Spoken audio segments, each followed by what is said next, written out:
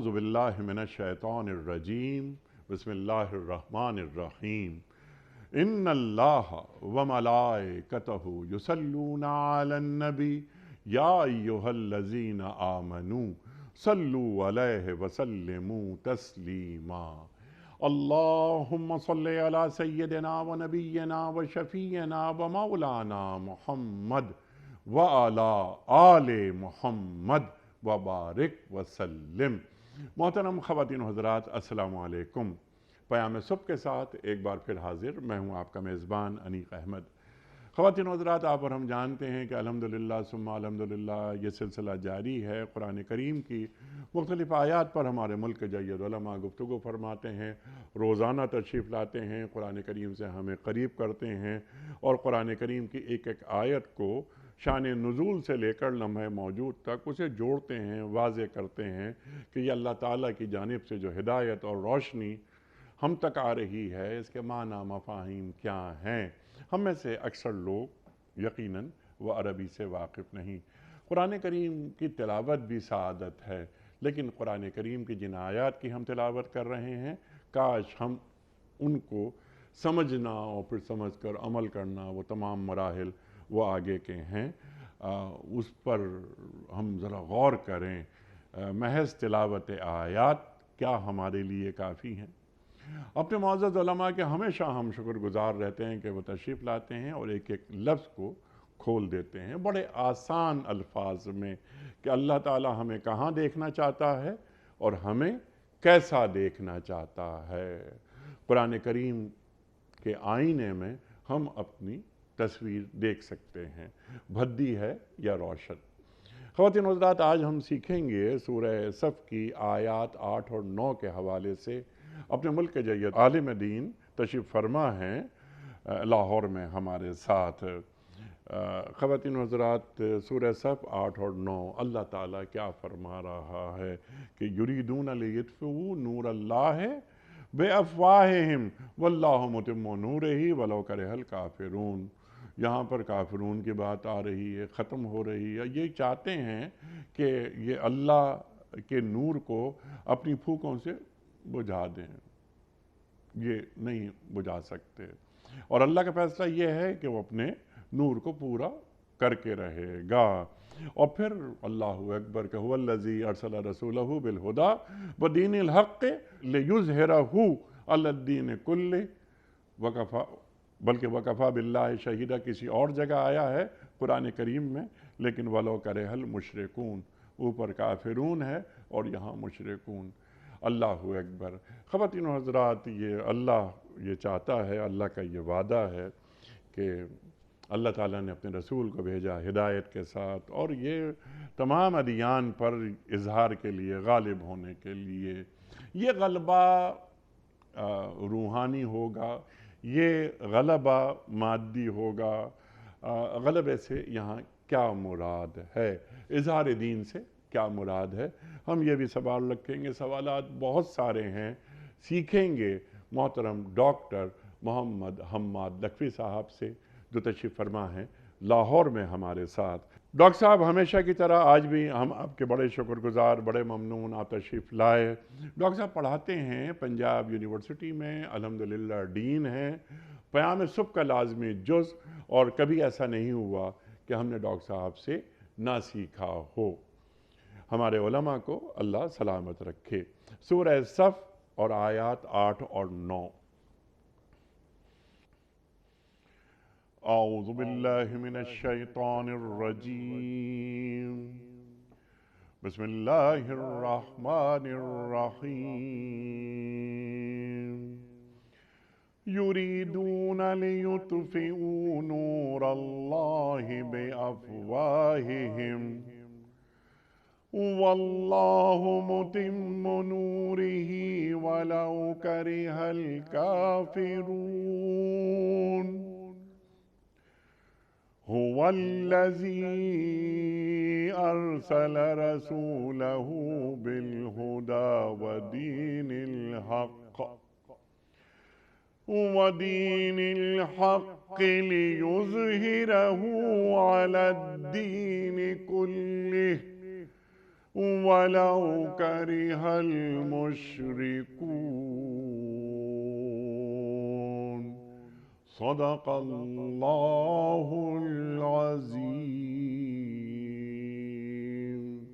یہ لوگ اپنے منہ کی پھونکوں سے اللہ کے نور کو بجھانا چاہتے ہیں، اور اللہ کا فیصلہ یہ ہے کہ وہ اپنے نور کو پورا پھیلا کر رہے گا، خواہ کافروں کو یہ کتنا ہی ناگوار ہو۔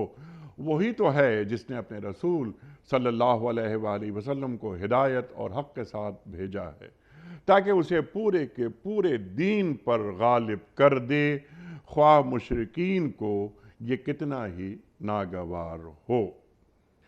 خواتین و حضرات، محترم ڈاکٹر حماد لکھوی صاحب کی خدمت میں اس سے پہلے کہ ہم رکھیں آج کے پروگرام کے حوالے سے پہلا سوال کوئز۔ کل کا سوال ہمارا یہ تھا کہ تحویل قبلہ کا حکم قرآن کریم کی کس صورت میں ہے؟ درست جواب سورہ بقرہ میں۔ آج کا سوال نوٹ فرما لیجئے، آذان کی ابتدا کس سنہ ہجری میں ہوئی؟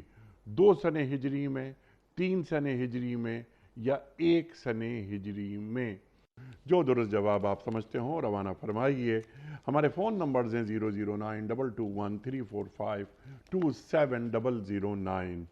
ہمارا دوسرا فون نمبر ہے 009221343000980۔ ہمارا ای میل ایڈریس ps@dunyatv.tv، ہمارا SMS کا نمبر 3031، اور ہمارا واٹس ایپ کا نمبر ہے 009232182501994۔ ڈاکٹر صاحب ارشاد فرمائیے، یہ کون لوگ ہیں جو اللہ کے نور کو اپنی پھونکوں سے بجھانا چاہتے ہیں اور اللہ تعالیٰ اپنے نور کو مکمل کرے گا؟ ارشاد۔ بسم اللہ الرحمن الرحیم۔ دیکھیں، یہ سورہ صف ہے، یہ کوئی اس کا نزول جو ہے وہ غزوہ احد کے بعد ہوا ہے، یہ 3 ہجری اور غزوہ احد کے بعد کے جو حالات تھے وہ ظاہر ہے مسلمانوں کے حوالے سے کوئی بہت فیوریبل حالات نہیں تھے، تو ان حالات میں کفار جو تھے وہ بڑے خوش ہوتے پھرتے تھے، اس لیے کہ مسلمانوں کو کسی قدر ہزیمت کا سامنا کرنا پڑا تھا غزوہ احد کے اندر۔ تو اس دوران ان کا خیال یہ تھا کہ ہم اسلام اور اسلامی تحریک کو ہم دبا لیں گے اور اس کو ختم کر لیں گے، اور ویسے بھی جو تحریکیں ایک دفعہ اٹھتی ہیں اور ایک دفعہ وہ زور دکھاتی ہیں تو پھر جو ہی ان کی ناکامی ہوتی ہے تو لوگ یہ سمجھتے ہیں کہ یہ اب بالکل ختم ہو جائیں گی، اور خاص طور پہ اسلام کے خلاف جو پہلے دن سے لوگ تھے ان میں ایک تو مشرکین مکہ تھے، اور پھر اس کے ساتھ یہود مدینہ کے یہودی وہ بھی اس کے ساتھ شامل ہو گئے، اور پھر ایک تیسرا اور گروہ اس کے ساتھ شامل ہو گیا جو منافقین کا گروہ کہلایا۔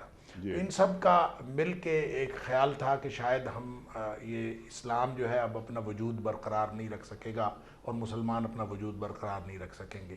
تو ان حالات میں یہ کہا گیا، اور بعض مفسرین کا خیال یہ ہے کہ یہ اسپیسیفک صورت ہے، اسپیسیفک صورتحال ہے جس میں یہ آیات اس غزوہ احد کے بعد کے حالات کے بارے میں ہوئیں۔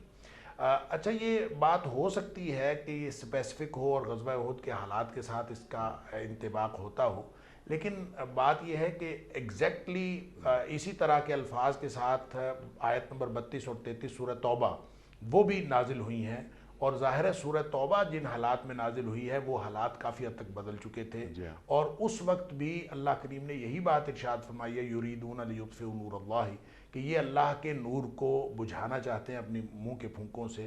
اور وہاں بھی پھر اگلی آیت هو الذی ارسل رسولہ بالہدی ودین الحق، یعنی بالکل یہ دونوں آیات جیسے یہاں سورہ صف کے اندر ہیں، اسی طرح کی یہ دو آیات آپ کو آیت نمبر 32 اور 33 ملتی ہیں سورہ توبہ کے اندر۔ لیکن اسی طرح کی یہ جو آیت آپ پہلے ارشاد فرما رہے تھے انٹرو میں کہ وَكَفَى بِاللَّهِ شَهِيدًا کے ساتھ هُوَ الَّذِي أَرْسَلَ رَسُولَهُ بِالْهُدَىٰ یہ بھی آئی ہے، یہ سورہ فتح کے اندر آئی ہے۔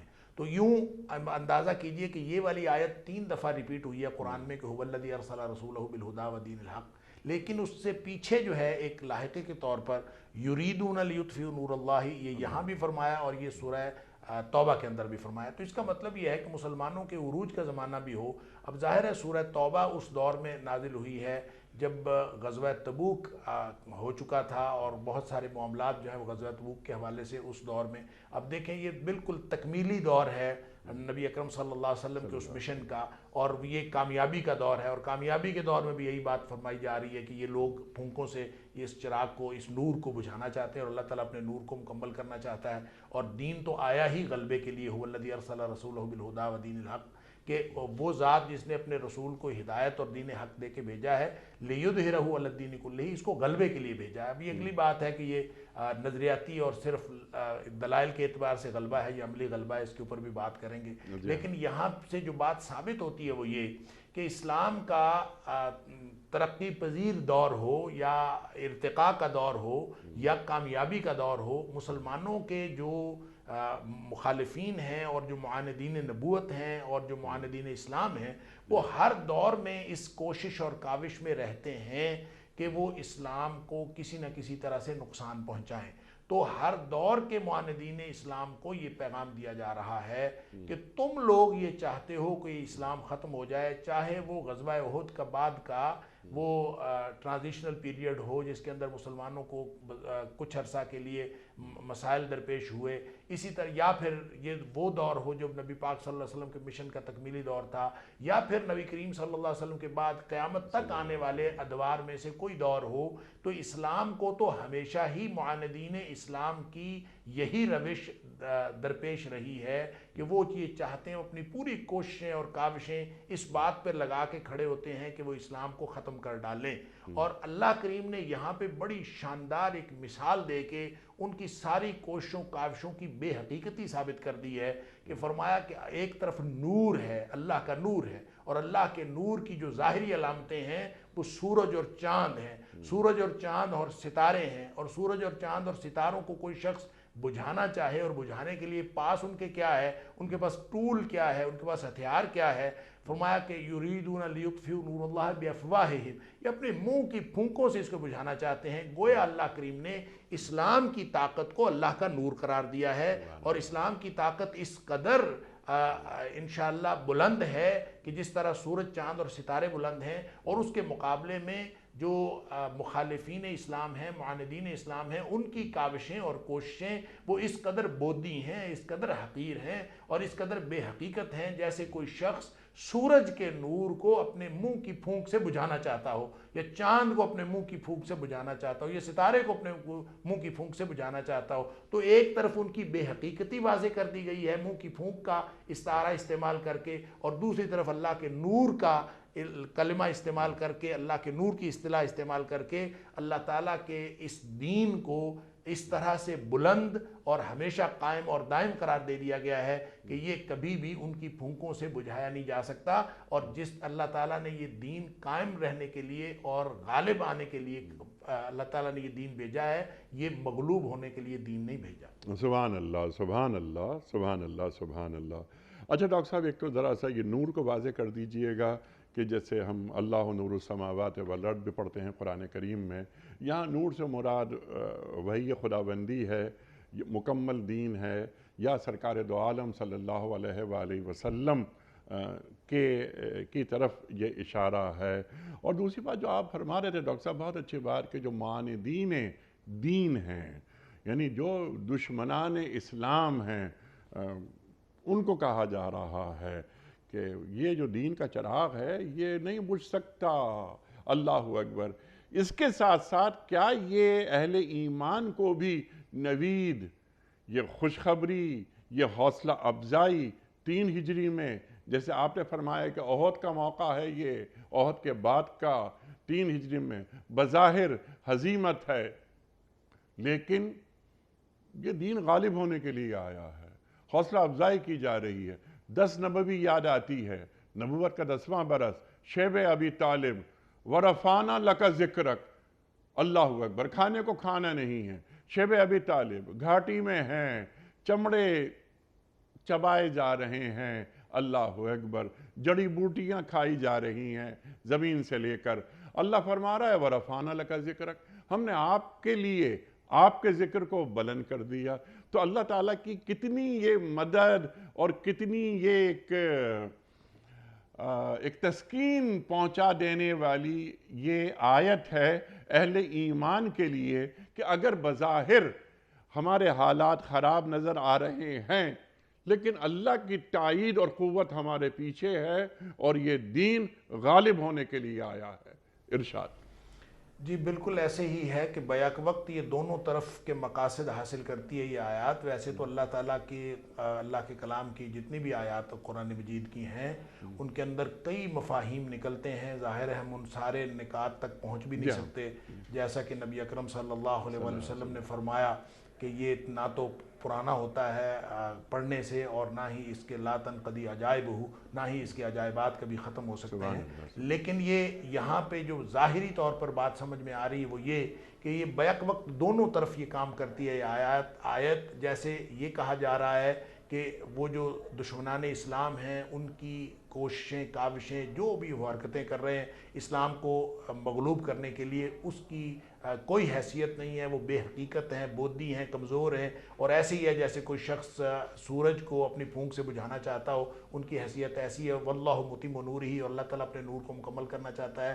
تو ساتھ یہ فرما دیا کہ هو الذی ارسل رسولہ بالہدی ودین الحق، یہ دین آیا ہی غلبے کے لیے ہے۔ جب یہ دین غلبے کے لیے آیا ہے اور اللہ تعالیٰ اس دین کو، اس نور کو غالب کرنا چاہتا ہے، جب یہ فرما دیا تو پھر اس کا مطلب یہ ہوا کہ یہ غلبہ اسلام کی بشارت ہے۔ حالات احد کے بعد کے ہوں یا حالات تبوک والے ہوں یا حالات جو ہیں وہ آج کے برے حالات ہوں، کسی بھی دور کے مسلمانوں کے مغلوبیت کے حالات ہوں، تو ان کو یہ غلبہ اسلام کی بشارت دی جا رہی ہے۔ نبی اکرم صلی اللہ علیہ وسلم کو بھی یہ غلبہ اسلام کی بشارت دی جا رہی ہے، اور ساتھ ساتھ سارے اہل ایمان اس وقت کے جو صحابہ کرام تھے ان کو بھی غلبہ اسلام کی بشارت دی ہے، چونکہ قرآن صرف اہل عرب کے لیے اور اس دور کے حالات کے لیے نہیں بلکہ قیامت تک کے لیے آیا ہے۔ لہٰذا اس کا مطلب یہ ہے کہ اہل ایمان کو اور اہل اسلام کو غلبہ اسلام کی بشارت دی جا رہی ہے، جو ماضی کے لیے بھی ہے، مستقبل کے لیے بھی ہے، اور قیامت تک کے لیے ہے کہ غلبہ اسلام ہو کر رہے گا۔ اور پھر ہم نے دیکھا کہ یہ اسلام کا غلبہ یعنی اس میں صرف نظریاتی اور دلائل کا غلبہ نہیں ہے بلکہ اس سے مراد عملی غلبہ بھی ہے، اور ہم نے دیکھا کہ نبی اکرم صلی اللہ علیہ وسلم کی حیات طیبہ میں ہی اللہ تعالیٰ نے وہ غلبہ عطا فرما دیا، پھر وہ خلافت راشدہ تک وہ غلبہ قائم بھی رہا کہ اللہ تعالیٰ نے پورے اس دین کو عملی طور پر غالب کر دیا، اور وہ غالب اس طرح سے تھا کہ اس کے بعد اسلامی ریاست کے اندر جتنی اور نظریے کے اور جو مذہبی روایتوں کے ماننے والوں نے رہنا تھا وہ رہے، لیکن وہ مغلوب ہو کر رہے، اور غالب جو ہے وہ اللہ کا دین رہا۔ تو اسی طرح سے مستقبل میں بھی یہ لازماً غالب آئے گا۔ تو اسلام غالب ہونے کے لیے آیا ہے، مغلوب ہونے کے لیے نہیں آیا۔ تو ایک طرف دشمنان اسلام کو تنبیہ کی گئی ہے کہ تمہاری کوششیں رائیگاں جائیں گی، تو ساتھ ہی ساتھ دوسری طرف مسلمانوں کو، اہل ایمان کو غلبہ اسلام کی بشارت دی گئی ہے، اور یہ بشارت جس طرح غزوہ احد کے بعد کے حالات میں قائم تھی آج بھی یہ بشارت قائم ہے۔ سبحان اللہ، سبحان اللہ۔ اچھا ذرا نور کو کھول لیجئے کہ نور یہاں پر جو بیان کیا جا رہا ہے، نور سے یہاں کیا مراد ہے؟ سوال تو میں کر چکا ہوں، میں اسے وقت بچانے کے لیے ریپیٹ نہیں کر رہا۔ جی اصل میں نور سے مراد روشنی ہے، اور قرآن حکیم کے اندر نور اللہ کریم نے دین اسلام کو نور کہا ہے، قرآن مجید کو نور کہا ہے۔ اللہ تعالیٰ نے سورہ مائدہ کے اندر جو یعنی انجیل اور تورات ہے اس کو اپنے اپنے وقت میں نور کہا ہے۔ تو وحی الہی جو ہے اصل میں نور ہے، اور وحی الہی دین اسلام ہے۔ اپنے وقت میں انجیل نور تھی، اپنے وقت میں تورات نور تھی۔ اللہ تعالیٰ نے پھر فرمایا کہ اللہ تعالیٰ نے ابھی یہ قرآن نازل فرما دیا ہے، اور یہ قرآن جو ہے یہ ان کی تصدیق بھی کرتا ہے سابقہ کتابوں کی، اور وَمُحَيْمِنًا عَلَيْهِ، اور یہ اس کے اوپر نگران بھی ہے، مانیٹرنگ بھی اس کی کرتا ہے، اس کے صحیح غلط کی پہچان بھی کرواتا ہے۔ جیسے دوسری جگہ فرمایا کہ وَأَنزَلَ الْفُرْقَانَ، سورہ آل عمران کے اندر فرمایا کہ اللہ تعالیٰ نے انجیل تورات اتاری، انجیل اتاری، پھر فرقان اتار دیا۔ اب یہ فرقان جو ہے حق اور باطل کا پیمانہ ہے۔ تو اس کا مطلب یہ ہوا کہ نور سے مراد یہاں اللہ کا دین ہے۔ اللہ کے دین کو وہ لوگ ختم کرنا چاہتے ہیں، دین کا غلبہ ان کو ایک آنکھ نہیں بھاتا، وہ اس کو ختم کرنا چاہتے ہیں، دین کے غلبے کو مغلوبیت میں بدلنا چاہتے ہیں۔ واللہ متم نورہ کا معنی یہ ہے کہ اللہ تعالیٰ اپنے اس نور کو جو وحی الہی کی صورت میں اللہ تعالیٰ نے عطا فرمایا ہے وہ اس کو کامل کرنا چاہتا ہے۔ وحی الہی کو کامل کرنے کا کیا مطلب ہے؟ اس کا دنیا پہ اطلاق، یہ اللہ کی آیات، اللہ کا قانون یہ دنیا میں نافذ ہونے کے لیے آیا ہے، اللہ کا دین غالب ہونے کے لیے آیا ہے۔ تو اللہ اپنے نور کو غالب کرنا چاہتا ہے کا مطلب یہ ہے کہ اللہ تعالیٰ اپنے دین کو اس دنیا پہ غالب کرنا چاہتا ہے۔ پھر آگے اس کی وضاحت آ گئی، هو الذی ارسل رسولہ بالہدی ودین الحق، کہ کس چیز کو نور کہا گیا ہے؟ وہ ذات جس نے اپنے رسول کو ہدایت کے ساتھ اور دین حق کے ساتھ بھیجا۔ اس کا مطلب ہے کہ نور ہدایت اس سے مراد ہے اور دین حق اس سے مراد ہے۔ یہ اللہ تعالیٰ نے خود ہی اس کی وضاحت فرما دی۔ سورہ توبہ میں بات ہوئی تو وہاں بھی یہی انہی الفاظ کے ساتھ وضاحت فرما دی، یہاں بات ہوئی تو یہاں بھی انہی الفاظ کے ساتھ وضاحت فرما دی۔ جب اللہ کریم نے اس بات کی وضاحت فرما دی تو اس کا مطلب یہ ہے کہ اس سے مراد دین حق ہے اور وہ ہدایت ہے جو نبی اکرم صلی اللہ علیہ وسلم لے کے آئے۔ لہٰذا نبی اکرم صلی اللہ علیہ وسلم کی ذات اقدس وہ ہدایت کے اعتبار سے وہ نور ہدایت ہے، ساری دنیا اس بات کو مانتی ہے، اور نبی پاک صلی اللہ علیہ وسلم کو نور ہدایت سمجھنا قرآن کے منشا کے عین مطابق ہے۔ لہٰذا نبی کریم صلی اللہ علیہ وسلم کے مشن کو آگے بڑھانا، اس کو قائم کرنا اور اس کو غالب کرنا، یہی وہ نور ہے جس کو اللہ تعالیٰ فرماتا ہے واللہ متم نورہ، اللہ اپنے اس نور کو کامل کر کے چھوڑے گا۔ اور جیسے سورہ توبہ کے اندر تھوڑے سے الفاظ کے اختلاف کے ساتھ وہاں بھی یہ فرمایا کہ اللہ تعالیٰ اپنے اس نور کو کامل کر کے چھوڑے گا۔ اللہ تعالیٰ ان کی ساری جو ان کی کاوشیں ہیں معاندین نبوت کی، ان کو رائیگاں کر دے گا اور اللہ تعالیٰ اپنے اس نور کو کامل کر کے دکھائے گا۔ کامل کرنے کا کیا مطلب ہے؟ اگلی آیت اس کی وضاحت کر دیتی ہے۔ اس کو کامل کرنا اور نور کو کامل کرنا وہ ایسے ہی ہے جیسے اللہ کے دین کو اور نبی پاک صلی اللہ علیہ وسلم کی کامل ہدایت کو دنیا پر غالب کرنا۔ سبحان اللہ، سبحان اللہ، سبحان اللہ۔ اب یہ کامل ہدایت کو دنیا کے تمام ادیان پر غالب کرنا، جیسا کہ آپ نے فرمایا، یعنی پورا نظام زندگی اللہ کی اطاعت، اور اطاعت بھی وہ جو اللہ کی ہدایت کے مطابق ہو۔ اللہ کی اطاعت کرنی ہے، کیسے کرنی ہے؟ جیسے محمد صلی اللہ علیہ وآلہ وسلم بتائیں، تو پورا نظام زندگی۔ اللہ اکبر۔ اب ڈاکٹر صاحب کیوں ماشاءاللہ آپ نے ایک دنیا دیکھی، آپ بہت قریب سے چیزوں کو جانتے ہیں۔ آج کی جدید دنیا، یہ آیات 1500 برس پہلے تقریباً یہ نازل ہو رہی ہیں۔ قرآن کبھی پرانا نہیں ہوتا، قرآن قیامت تک ذہن انسانی کی امامت کرتا رہے گا۔ تو قرآن کریم کی یہ آیت آج کے جو نظام زندگی ہیں ہمارے، سیاست، سماج، معیشت، معاشرت، عدالت، قرآن کریم کی یہ آیت کیا تمام نظام زندگی کا احاطہ کر رہی ہے؟ یقیناً کر رہی ہے۔ ہمارا دین مکمل ہے۔ الیوم اکملت لکم دینکم واتممت علیکم نعمتی ورضیت لکم الاسلام دینا، اللہ قرآن میں فرما رہا ہے۔ قرآن کریم کی اس آیت کو اپلائی کرنا چاہتے ہیں ہم آج کی زندگی پر، تو ذرا جوڑ دیجئے اس آیت کو آج کی زندگی پر، آج اس مملکت کے حوالے سے، اس امت کے حوالے سے، اس سے عالم انسانیت کے حوالے سے، کہ سرکار دو عالم صلی اللہ علیہ وآلہ وسلم کی رسالت، هو الذی ارسل رسولہ بالہدی، ہدایت، والدین الحق، یہ دین حق، اظہار دین، یہ آج کے بعض افراد کے ذہنوں میں، اور افسوسناک بات یہ ہے، آپ یونیورسٹی میں ہوتے ہیں ڈاکٹر صاحب، آپ کے پاس بھی بہت ہماری یوتھ آتی ہے، ہمارے پاس بھی کچھ لوگ آتے ہیں، کبھی کبھی ان کے ذہنوں میں یہ خیال نمودار ہونے لگتا ہے کہ ہم ذرا پسماندہ ہیں، ہم بہت پیچھے ہیں۔ یہ اظہار دین، یہ ہدایت، یہ نور جو آپ نے ہمیں بات سمجھا دی، یہ نور، یہ وحی خداوندی ہے اور یہ غالب ہو کر رہے گا۔ تو تمام نظام ہائے زندگی میں یہ نور ہمیں کیسے نظر آئے گا جو یقیناً اپنی مکمل حالت میں نظر نہیں آتا؟ ارشاد۔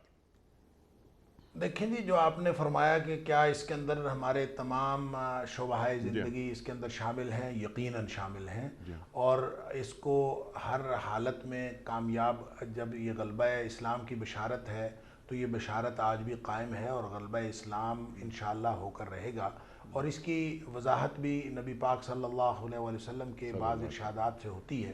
مثلا نبی پاک صلی اللہ علیہ وآلہ وسلم نے فرمایا کہ یہ ہو نہیں سکتا کہ یہ دین قائم نہ رہے، یہ دین قیامت تک قائم رہے گا، اور یہ کس طرح سے قائم رہے گا، اور پھر آپ نے یہ بھی فرمایا کہ ایک جماعت جو ہے یقاتل عصابۃ من المسلمین، اہل اسلام کی ایک جماعت اس کے لیے جو ہے وہ جد و جہد کرتی رہے گی اور لڑتی رہے گی حتی تقوم الساعہ، یہاں تک کہ قیامت قائم ہو جائے گی، اور آپ نے اس موقع پر بھی یہی فرمایا لن نبرح ھذا الدین قائما، کہ یہ دین قائم رہے گا۔ اب ایک تو اس کے ایک کنٹینیوٹی کی بات ہے، دوسری بات نبی پاک صلی اللہ علیہ وسلم نے یہ فرمائی کہ یہ جو زمین ہے یہ میرے سامنے لپیٹ کر مجھے دکھائی گئی، اور میں نے پھر اس کے فرائیت و مشارقہا و مغاربہا، میں نے اس کے مشرقوں کو بھی دیکھا، اس کے مغربوں کو بھی دیکھا، زمین چونکہ لپیٹ کے مجھے دکھائی گئی تھی۔ پھر نبی پاک صلی اللہ علیہ وسلم فرمایا ان امتی سیبلغ ملکہا ما زوی علی منہا، جہاں تک مجھے یہ زمین لپیٹ کے دکھائی گئی ہے، میری امت کی جو بادشاہت ہے، میری امت کا جو کی حکومت ہے، وہ وہاں تک قائم ہوگی، یہ عملی غلبہ ہے۔ اسی طرح مستدرک حاکم وغیرہ کی ایک روایت ہے جس میں نبی کریم صلی اللہ علیہ وسلم نے فرمایا کہ کوئی کچا اور پکا گھر ایسا نہیں باقی بچے گا جہاں تک اسلام کی دعوت نہ پہنچے۔ لہٰذا یہ جب ہم ان نبی پاک صلی اللہ علیہ وسلم کے ارشادات کو اور اس طرح کے ارشادات کو دیکھتے ہیں تو اس کا مطلب یہ ہے کہ وہ غلبہ اسلام کی جو بشارت غزوہ احد میں تھی یا اس کے بعد تھی، اور پھر اس کے بعد عملی غلبہ نبی اکرم صلی اللہ علیہ وسلم کے دور میں اور دور خلافت میں دنیا نے دیکھا، آج بھی وہ غلبہ اسلام کی بشارت موجود ہے، اور یہ کب ہوگا اس کے لیے ایک شرط رکھی ہے قرآن نے، وَأَنْتُمُ الْأَعْلَوْنَ إِن كُنْتُم مُؤْمِنِينَ، کہ یہ غلبہ اس وقت ہوگا جب تم اپنے ایمان کی فکر کر کے ایمان کی بنیاد پر زندگی گزارو گے، اور ایمان کی شرط رکھنے کے بعد اب جو حالات ہیں جو ہم دیکھتے ہیں، جس کی طرف آپ نے اشارہ کیا کہ اس وقت ہم جب دیکھیں تو کیا یہ نور نظر آتا ہے؟ ہرگز نظر نہیں آتا، اور جب نظر نہیں آتا تو اس کا مطلب صاف مطلب یہ ہے کہ ہم وہ شرط پوری نہیں کرتے جو اللہ تعالیٰ نے غلبہ اسلام کے لیے رکھی تھی، وَأَنْتُمُ الْأَعْلَوْنَ إِن كُنْتُم مُؤْمِنِينَ، اور اتفاق سے یہ جو شرط ہے وَأَنْتُمُ الْأَعْلَوْنَ إِن كُنْتُم مُؤْمِنِينَ، یہ بھی اسی موقع پر جب غزوہ احد کے بعد مسلمان پریشان تھے تو یہ اسی وقت ہی یہ شرط ان کو بتائی گئی کہ ایمان کی بنیاد پر اگر تم جد و جہد جاری رکھو گے تو پھر مقدر عروج تمہارا ہی مقدر ہے۔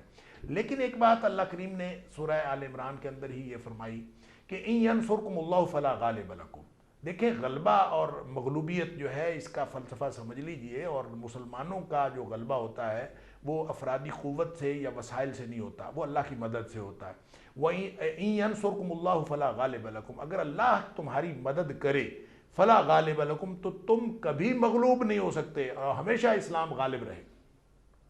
وَإِن يَخْذُلْكُمْ، اور اگر اللہ ہی تمہیں چھوڑ جائے، فَمَنْ ذَا الَّذِي يَنْصُرُكُم مِّن بَعْدِهِ، تو پھر تمہاری مدد کون کرے گا اس کے بعد؟ گویا مسلمانوں کا واحد سہارا، مسلمانوں کی اس غلبہ اسلام کی بشارت کی واحد بنیاد وہ اللہ کی مدد ہے، اور اللہ کی مدد کی بنیاد مسلمانوں کا ایمان کے اوپر زندگی گزارنا ہے، اور ایمان کے اوپر مسلمان اگر زندگی گزارنا چھوڑ دیں گے، اس کا صاف مطلب یہ ہے کہ جب مسلمان ایمان کی بنیاد پر زندگی گزارنا چھوڑیں گے تو اللہ تعالیٰ کی مدد سے ہاتھ دھو بیٹھیں گے، اور جب یہ اللہ کی مدد سے ہاتھ دھو بیٹھیں گے تو پھر یہ غلبہ ان کا مغلوبیت میں تبدیل ہو جائے گا۔ لہٰذا آج جو ہم اپنی صورتحال دیکھ رہے ہیں اس کی وجہ بھی قرآن نے صاف بیان کر دی، یا پھر قرآن نے یہ بھی کہہ دیا وَلَوْ أَنَّ أَهْلَ الْقُرَىٰ آمَنُوا وَاتَّقَوْا لَفَتَحْنَا عَلَيْهِمْ بَرَكَاتٍ مِّنَ السَّمَاءِ وَالْأَرْضِ۔ سورہ اعراف کے اندر فرما دیا کہ اگر یہ بستیوں کے لوگ واقعتاً ایماندار ہوتے اور تقوی کی روش اختیار کیے ہوئے ہوتے تو ہم ان کے اوپر یہ مہنگائی وغیرہ کے معاملات نہ ہوتے، زمین و آسمان سے ہم ان کے لیے خیر و برکت کے دروازے کھول دیتے، وَلَٰكِن كَذَّبُوا، لیکن یہ جھوٹے نکلے ہیں، انہوں نے اپنے دعوے کو خود جھٹلایا ہے، فَأَخَذْنَاهُمْ بِمَا كَانُوا يَكْسِبُونَ، ان کے کرتوتوں کے سبب ہم نے ان کا مواخذہ کر لیا، ان کو پکڑ لیا، یہ ہم اللہ کی پکڑ میں ہیں۔ یا پھر فرمایا ظَهَرَ الْفَسَادُ فِي الْبَرِّ وَالْبَحْرِ، یہ خشکی اور تری کے اندر بگاڑ پیدا ہو گیا۔ کس وجہ سے بگاڑ پیدا ہو گیا؟ بما کسبت ایدی الناس، لوگوں کے کرتوت ہی ایسے تھے، لیذیقہم بعض الذی عملوا، تاکہ ان لوگوں کو چکھایا جائے ان کے اعمال کا کچھ بدلہ، لعلہم یرجعون، ہو سکتا ہے یہ لوگ واپس آ جائیں۔ تو یہ اللہ تعالیٰ کا ایک نظام ہے، اللہ کا ایک قانون ہے، اللہ تعالیٰ کا وعدہ اپنی جگہ ہے، اور اللہ کا وعدہ اللہ کے قانون کی بنیاد پر ہے۔ وَلَن تَجِدَ لِسُنَّتِ اللَّهِ تَبْدِيلًا، اللہ کی سنت کبھی تبدیل نہیں ہوتی۔ ہم اپنے ایمان کی فکر کریں، آج اگر ہم ایمان کی بنیاد پر زندگی گزارنا شروع کر دیں گے تو فوراً ہم اللہ تعالیٰ کی مدد کے مستحق بن جائیں گے، اور جب اللہ کی مدد آ جائے گی تو انشاءاللہ اسلام کا غلبہ بھی آ جائے گا۔ یہ مغلوبیت غلبے میں بدلنے کے لیے ہمیں اپنے آپ کو بدلنا ہوگا، ہمیں بے ایمانی کی زندگی چھوڑ کر ایمان والی زندگی اختیار کرنی پڑے گی۔ ڈاکٹر صاحب، یہ تمام گفتگو آپ کی ظاہر ہے، اس سے انکار یا اختلاف ہو ہی نہیں سکتا۔ ہمارا ایمان مکمل ہے الحمدللہ، اور ہمیں فخر ہے اس بات پر کہ ہم امت محمدیہ صلی اللہ علیہ وآلہ وسلم کا حصہ ہیں، اور جو قرآن کریم کی آیات آپ تلاوت فرمائیں اور سرکار دو عالم صلی اللہ علیہ وآلہ وسلم کے فرمودات، ہمارا ایمان ہے، ہماری جان قربان۔ اور قرآن وَلَا تَهِنُوا وَلَا تَحْزَنُوا وَأَنْتُمُ الْأَعْلَوْنَ إِن كُنتُم مُؤْمِنِينَ، آپ نے فرمایا وَلَن تَجِدَ لِسُنَّتِ اللَّهِ تَبْدِيلًا، آپ نے فرمایا وغیرہ وغیرہ۔ یہ میرا سوال صرف آپ کی خدمت میں اتنا سا ہے کہ ہمارے پاس سب کچھ ہے، یعنی را میٹیریل ہمارے پاس ہے، فنشڈ پروڈکٹ کیوں نہیں بن پا رہی، عہد کا لمس کیوں نہیں ہم پیش کر رہے؟ میں نے چند باتیں سیاست کی بات کی، معیشت کی بات کی، عدالت کی بات کی، اور چند بڑے موضوعات ہیں جس کے ذریعے جہاں بانی ہوتی ہے۔ آپ ایک آیت بار بار پڑھتے ہیں اور بہت اچھا لگتا ہے کہ لَقَدْ كَانَ لَكُمْ فِي رَسُولِ اللَّهِ أُسْوَةٌ حَسَنَةٌ، ہمارے پاس قرآن کریم موجود، صاحب قرآن اسوہ کامل ہمارے پاس موجود ہے، تو پھر کمی کیا ہے؟ یعنی ہم سے وہ روڈ میپ کیوں نہیں بن پا رہا؟ کیا کوئی حکمت عقل کی کمی ہے؟ یتلو علیہم آیاتہ ویزکیہم ویعلمہم الکتاب والحکمہ۔ 13 برس میں مدینہ منورہ میں اقرأ بسم ربک الذی خلق کے بعد آپ صلی اللہ علیہ وآلہ وسلم نے انسان سازی کی، تلاوت آیات بھی ہو گئیں، تزکیہ بھی ہو گیا، علم، اللہ اکبر، اور پھر علم کو حکمت تک پہنچا دینا۔ تو کیا پوری امت کیا قرآن کریم کی ان آیات کو اس انداز سے دیکھ رہی ہے؟ ہم سے غلطیاں کیا ہو رہی ہیں؟ اب ہم کیا کریں؟ کہ لا یکون دولۃ بین الاغنیاء منکم، قرآن فرما رہا ہے سورہ حشر میں معیشت کے حوالے سے، حکمرانی، سیاست، الذین ان مکناہم فی الارض اقاموا الصلاۃ وآتوا الزکاۃ، امر بالمعروف نہی عن المنکر، قرآن بتا رہا ہے۔ کیا ڈاکٹر صاحب ایسا نہیں ہے کہ قرآن کریم ہمیں فنڈامنٹلز دیتا ہے، ان فنڈامنٹلز کو لے کر اپنے عہد کے مطابق سسٹم میں اسے تبدیل کرنا پڑتا ہے؟ کیا امت مسلمہ علمی انداز میں یا علمی سطح پر اتنی کمزور ہو گئی کہ قرآن کریم کو اپنے عہد سے نہیں جوڑ پائی؟ دیکھیں، میں نے ایک بات کہی تھی اپنی پچھلی گفتگو میں، اور میں اس کو دوسرے الفاظ میں پھر دوبارہ عرض کر دیتا ہوں۔ بات اصل میں یہ ہے کہ کیا جب ہم اپنے ایمان، جو آپ نے فرمایا کہ الحمدللہ اللہ کا شکر ہے ہم مومن ہیں، ہم ایمان والے ہیں، کیا ہر معاملے میں، چاہے ہماری سیاست ہو، ہماری داخلہ پالیسی ہو، ہماری خارجہ پالیسی ہو، ہمارے اجتماعی معاملات ہوں یا ہمارے انفرادی معاملات ہوں، کیا ہر معاملے میں ہر معاملے کی بنیاد ایمان ہے؟ یہ میرا سوال تھا، اور میں اسی کو دوسرے لفظوں میں یہ کہتا ہوں، کیا ہر معاملے میں ہماری ترجیح یہ ہوتی ہے کہ اللہ اور اس کے رسول صلی اللہ علیہ وسلم کی رضامندی ہو؟ کیا ہماری ترجیح یہ ہوتی ہے کہ نبی اکرم صلی اللہ علیہ وسلم کی سنت کے مطابق ہم نے اپنی داخلہ خارجہ پالیسی بنانی ہے، یا ہم نے اپنے گھروں کا ماحول اس کے مطابق بنانا ہے نبی کریم صلی اللہ علیہ وسلم کی سنت کے مطابق، یا اللہ کی رضامندی اور اللہ کی خوشنودی، اللہ کی رضامندی حاصل کرنا اور اللہ کی ناراضگی سے بچنا، کیا یہ ہمارے ہر عمل کی بنیاد ہے؟ جب یہ ہر عمل کی بنیاد نہیں ہے تو اس کا صاف مطلب ہے کہ ہمارے اعمال میں ایمان ہماری ترجیح نہیں ہے۔ جب ایمان ہماری ترجیح نہیں ہے تو اللہ کی مدد کا استحقاق ہم کھو بیٹھے ہیں۔ جب ہم اللہ کی مدد کا استحقاق کھو بیٹھے ہیں تو یہ وہ بنیادی غلطی ہے کہ ہم اپنے اپنے موٹیوز کے تحت کام کرتے ہیں، اپنی اپنی ترجیحات کے مطابق کام کرتے ہیں. میری ترجیح اور ہے، آپ کی ترجیح اور ہے، پاکستان کی ترجیح اور ہے، دوسرے اسلامی ممالک کہلائے جانے والے ان کی ترجیح اور ہے. جب سب کی اپنی اپنی ترجیح ہے تو اس کا مطلب یہ ہے کہ ہم وہ بنیادی چیز کھو بیٹھے ہیں جس بنیاد پر اللہ کی مدد آتی تھی. اور مسلمانوں کو، اہل ایمان کو غلبہ صرف اللہ کی مدد سے حاصل ہو سکتا ہے.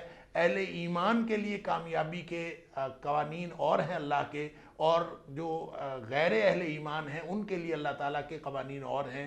وہ کافر ہے تو شمشیر پہ کرتا ہے بھروسہ، مومن ہے تو بے تیغ بھی لڑتا ہے سپاہی. وسائل کی بنیاد پر کامیابی حاصل ہوتی ہے تو ان کو حاصل ہو سکتی ہے. مسلمانوں کو کامیابی حاصل ہو سکتی ہے تو وہ صرف اور صرف اللہ کی مدد سے حاصل ہوتی ہے. مسبب الاسباب کو ناراض کر کے اسباب جتنے مرضی اکٹھے کر لیں ان کو کبھی کامیابی حاصل نہیں ہو سکتی. اس کے ساتھ آپ وہ حدیث ایڈ کر لیں تو شاید میری بات اور واضح ہو جائے کہ نبی اکرم صلی اللہ علیہ وسلم جو حضرت ثوبان رضی اللہ تعالیٰ عنہ کے ذریعے نبی پاک صلی اللہ علیہ وسلم نے فرمایا کہ جب ایک وقت آئے گا کہ میری امت کے اوپر لوگ اس طرح سے ٹوٹ پڑیں گے، اقوام ایسے ٹوٹ پڑیں گی جیسے بھوکے کھانے کے اوپر ٹوٹ پڑتے ہیں. تو حضرت ثوبان رضی اللہ تعالیٰ عنہ دیگر صحابہ کرام نے پوچھا کیا ہم تعداد میں تھوڑے ہوں گے؟ فرمایا نہیں، تم تھوڑے نہیں ہوگے، تم تو اس دن وَلَٰكِنَّكُمْ يَوْمَئِذٍ كَثِيرٌ، تم تو ان دنوں میں بہت زیادہ کثرت میں ہوگے. لیکن اس کے باوجود تمہارے حالات یہ ہوں گے کہ تم خس و خاشاک کی طرح، جیسے سیلاب کے آگے خس و خاشاک بہہ جاتے ہیں، تمہاری حالات میں یہ ہوں گے کہ تم خس و خاشاک کی طرح ہوگے اور تمہارے دشمن کے دل سے تمہاری ہیبت جو ہے وہ ختم ہو جائے گی. اب اس موقع پر نبی پاک صلی اللہ علیہ وسلم نے فرمایا کہ اس وقت اصل میں مسئلہ کیا ہوگا کہ تمہارے دلوں کے اندر ایک بیماری پیدا ہو جائے گی، وہن کی بیماری. اور وہن کیا ہے؟ آپ نے اس کی وضاحت فرمائی، حب الدنیا و کراہیت الموت. وہ ہے دنیا کی محبت اور موت کی نفرت. لہٰذا دنیا کی محبت یعنی دنیا اچیو کرنے کے لیے، دنیا حاصل کرنے کے لیے، متاع دنیا کے حصول کے لیے ہم انفرادی اور اجتماعی سطح پر اپنی اپنی ترجیح، اپنا اپنا معاملہ اور اپنے اپنے حساب سے ہم اپنے تباہی سے بچنے کے لیے، موت سے بچنے کے لیے اور اپنی دنیا کی زندگی کا سامان کرنے کے لیے اس کو ترجیح بنا کے جب ہم زندگی گزار رہے ہوں گے تو پھر اللہ کی مدد کیسے آئے گی؟ پھر ہماری یہ مغلوبیت کیسے ختم ہو سکتی ہے؟ اس کو اگر ختم کرنا ہے، یہی وہ بنیادی غلطی ہے. اگر ہم نے اس کو ختم کرنا ہے تو آج سب سے پہلے ہمیں یہ طے کرنا ہوگا انفرادی طور پر بھی اور اجتماعی سطح پر بھی کہ ہمارے ہر عمل کی بنیاد، ہر پالیسی کی بنیاد اللہ کی رضامندی ہوگا. جب صرف ہم اللہ کی رضامندی کو اس میں شامل کر لیں گے، یہی اسباب کام آئیں گے، یہی وسائل کام آئیں گے، یہی ایٹم بم کام آئے گا، یہی افواج کام آئیں گی، یہی ہمارا انفراسٹرکچر کافی ہوگا. اور جدید ترین دور کی جدید ترین ٹیکنالوجی جو حاصل کی ہوئی ہوگی اس میں صرف اللہ کی رضامندی ڈال کر، اللہ کی رضامندی کو پہلی ترجیح بنا کر، انہی اسباب و وسائل کو استعمال کر کے ہم دنیا کی کامیابی بھی حاصل کر سکتے ہیں اور اخروی کامیابی بھی حاصل کر سکتے ہیں. سبحان اللہ، سبحان اللہ. وہ ایمان کو، ایمان کی سطح کو بلند کرنا، اور جس پر آپ نے بہت زور دیا، اور یہ بہت اہم بات ہے. تو ایمان ہمارے اندر موجود ہے، عمل میں نظر آئے، خواہ زندگی کا کوئی بھی شعبہ ہو. آپ کی بات ڈاکٹر صاحب بہت وزنی ہے. اس کے بعد کا جو مرحلہ ہے کہ امت کی سطح پر اظہار دین کے حوالے سے، غلبہ دین کے حوالے سے جو آج کی زیر بحث آیات ہیں اس کی روشنی میں، ڈاکٹر صاحب میں لمبی باتوں سے ذرا گریز کرتے ہوئے کہ کیا کوئی شارٹ ٹرم پلاننگز، کیا کوئی لانگ ٹرم پلاننگز امت کی سطح پر، یا وہ ممبرز OIC کے، یا وہ جو ریاستیں ہیں، 58 ریاستیں ہیں OIC کی، وہ کچھ پلانز آپ انہیں گائیڈ کیجئے کہ وہ کیسے پلانز بنائیں. آپ نے ذکر کیا تھا خارجہ پالیسی کا، اب ہم کہتے ہیں کہ آزاد خارجہ پالیسی. کیا عالم اسلام میں آپ کو آزاد خارجہ پالیسی نظر آتی ہے؟ ہم اور شعبوں میں آ جائیں، عرب اور عجم کی بات کریں. یعنی حقیقت روایات میں کھو گئی، یہ امت خرافات میں کھو گئی. مقام مسلم کیا ہے؟ ہمیں کس کام کے لیے بھیجا گیا ہے؟ اب کنتم خیر امت اخرجت للناس، جو آپ نے ایمانی حوالوں سے بات کی، لیکن کچھ کام ہمیں کرنے ہوں گے۔ تو اگر ہم دنیا پر رول کرنے کے جو بڑے علوم ہیں ان میں سے چند علوم کو 5-8 علوم بڑے علوم ہیں، ان پر دسترس حاصل کرنے کے لیے اپنے بچیوں کو اعلیٰ تعلیم دے دیں، تاکہ تم میرے بچوں میری بچیوں تمہیں اظہار دین کرنا ہے، دین کو غالب کرنا ہے، اور اپنی عمر کا بہترین حصہ دین پر خرچ کرنا ہے۔ تو ہمارے سامنے کوئی گولز، کوئی مقصد، کوئی ایک جسے ہم کہتے ہیں کہ موڈس آپرینڈی وہ موجود ہے کہ ہاں ہم یہاں سے چلیں گے، یہاں پہنچیں گے، یہ کرٹیکل پاتھ ہے، ان سے ایسے گزریں گے۔ ہمارے جو اہل ثروت ممالک ہیں عالم اسلام کے، ان کی بھی کچھ ذمہ داریاں ہیں۔ ہمارے وہ مسلمان جو ویسٹرن ورلڈ میں ہیں، جو کہ علم کی بنیاد پر آگے ہے، کیا وہ مسلمان ممالک کی طرف اپنی ماڈرن ریسرچ بھجوا رہے ہیں تاکہ یہ مسلمان ریاستیں جس کا بیشتر حصہ تیسری دنیا پر مشتمل ہے یہ آگے بڑھیں، مضبوط ہوں؟ ہماری پہلی محبت پاکستان ہے، تو پاکستان میں کے وہ لوگ جو پاکستان کے باہر ہیں، وہاں بیٹھے ہوئے ہیں، کام کر رہے ہیں، وہ ریاست کو مضبوط کیسے کر سکتے ہیں تاکہ دین غالب ہو؟ اور ان کا یہ کام، یہ عبادت تصور کیا نہیں ہوگا؟ کیا یہ دینی ضرورت نہیں ہے؟ ڈاکٹر صاحب اس انداز میں یہ چند باتیں اور ہیں۔ وَأَعِدُّوا لَهُم مَا اسْتَطَعْتُم مِّن قُوَّةٍ، اللہ اکبر، اسلحہ حاصل کرو۔ اللہ قرآن میں فرما رہا ہے تاکہ دشمن پر تمہاری ہیبت ہو۔ تو کیا دشمن پر ہیبت ہم طاری کروا رہے ہیں یا خود ہم مرعوب ہو چکے ہیں؟ اللہ ہمیں کیسا دیکھنا چاہتا ہے؟ مسلمان کبھی بزدل نہیں ہوتا، لیکن ایک حکیمانہ انداز سے آگے بڑھتا ہے۔ ارشاد ڈاکٹر صاحب۔ دیکھیں جی، علوم و فنون جو ہیں یہ تو سارے ٹولز ہیں۔ اگر آپ نے کامیابی حاصل کرنی ہے اور غربہ اسلام آپ دیکھنا چاہتے ہیں تو یہ سارے ٹولز استعمال کرنے پڑیں گے، اور ظاہر ہے یہ انفرادی سطح پر بھی اور اجتماعی سطح پر بھی ایک ایسی پالیسی بنانی پڑے گی کہ ان سارے علوم و فنون کو غلبہ اسلام کا ٹول بنا دیا جائے۔ فرق صرف یہ بنا ہے کہ ان علوم و فنون کو سیکولرائز کر دیا گیا ہے، اس میں سے رب کا تصور نکال دیا گیا ہے، وگرنہ یہ سارے علوم و فنون یہ عبادت ہیں اگر یہ وحی الہی کے مقاصد کی تکمیل کے لیے استعمال ہوں۔